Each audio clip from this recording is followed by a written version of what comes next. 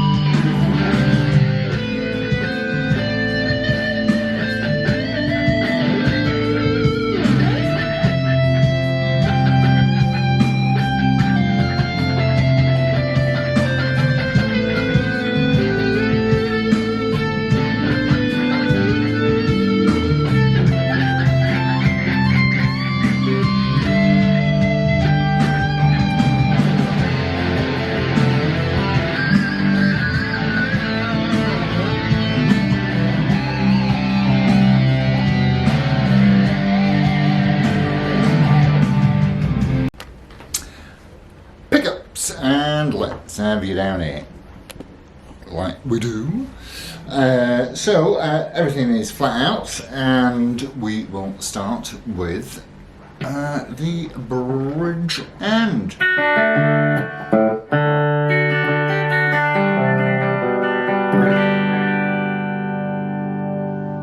That's what you don't expect.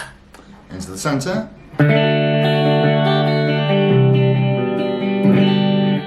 It's only a Gibson, sounds like a Gibson. And that is the neck pickup. So with that done, have a look round. Yeah, I know. It's a mirror, and it's oh my god. Well, so yes. Let's have a quick talk through the construction and the rarity of these things. Now, in 2006, a little history first, I think. In 2006, Gibson did these, and they did them in the Les Paul, which I would have to say is hideous. they did the SG, which was similarly offensive. And the Flying V actually looked okay with that big old mirror thing. But for my money, the only one that really did actually look cool was this. And again, what puzzled me was, because there's loads of stuff about Gibson that puzzles me, which I kind of like. What puzzled me was that is this not directed squarely at the glam rock scene? You would think so, would you not? And yet, 2006, it's kind of 20 years too late, 20 plus years too late. But all the same, here it is. I mean, like that insane reverse flying V that has certainly got the best pickups I've heard in any guitar. Just can't, even though you can't get past the 15th fret. It's just such a fabulous instrument. So yes, totally insane. What have we got? Let's have a look. So starting at the head end, as we so frequently do, we do have a mother of pearl inlay Gibson logo. Very, very nice. And as you can see, the truss rod cover is also mirrored and says Exp. So we would have to assume that that is short for Explorer, because I suppose that if they put the whole word Explorer on, it's come to about here. And now I'll tell you what there's a lot to like about this guitar. For a start, it's just all mahogany everywhere. Let me get the strap off. Have a good old look round it.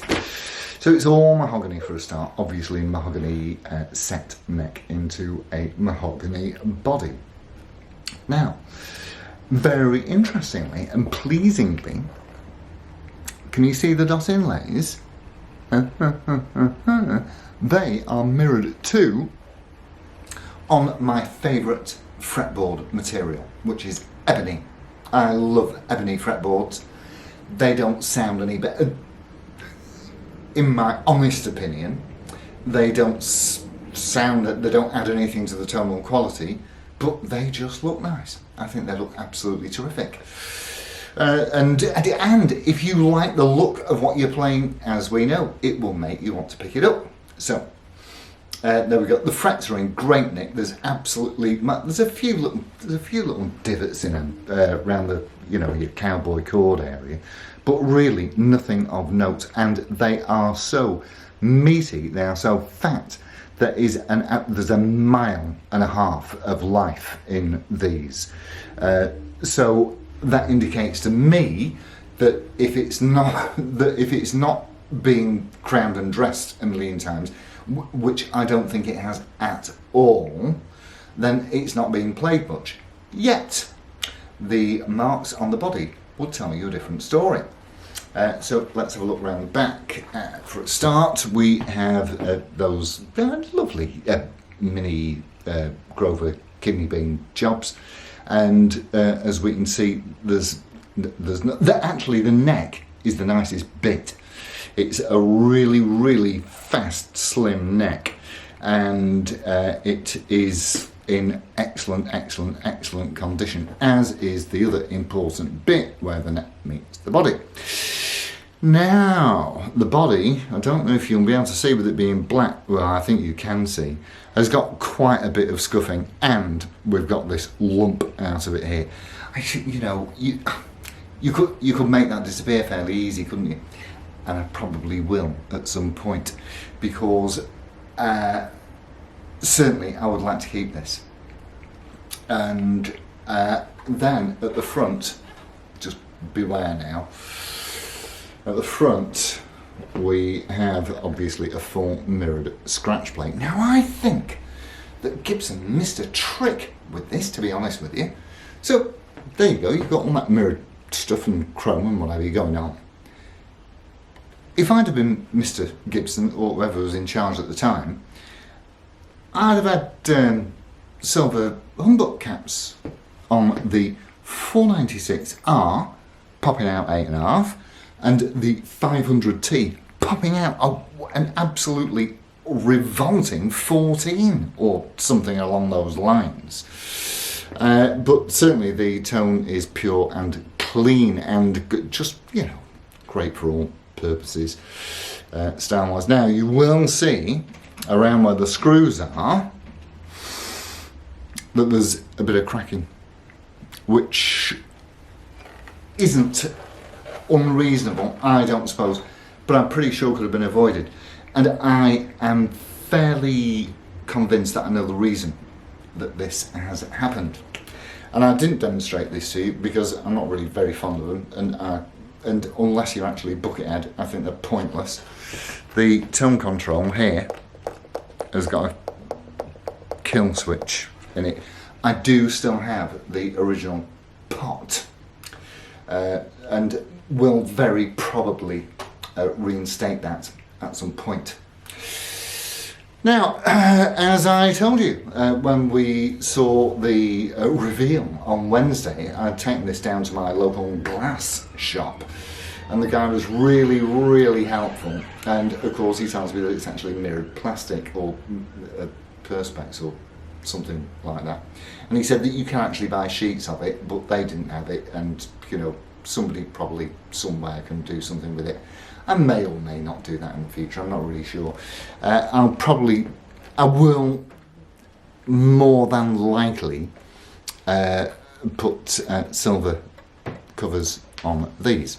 Now, amusingly, we have got two tones. Sorry, I lie. Well, we've got two tone knobs, or two knobs that say tone, and one knob that says volume, but actually the front two are volume knobs, and the back one here is a tone knob.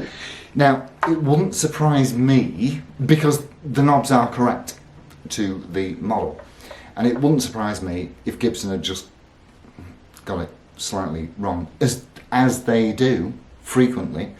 And this was one of the guitars of the week. I think it was number 36 or 29 or another number. And they're just really, really, really well made. And the way that they put this mirror in was what they've done is they've actually beveled out, routed out, and obviously with a CNC machine.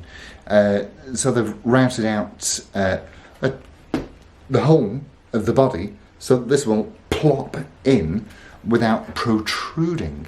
So it really is a very, very nice job.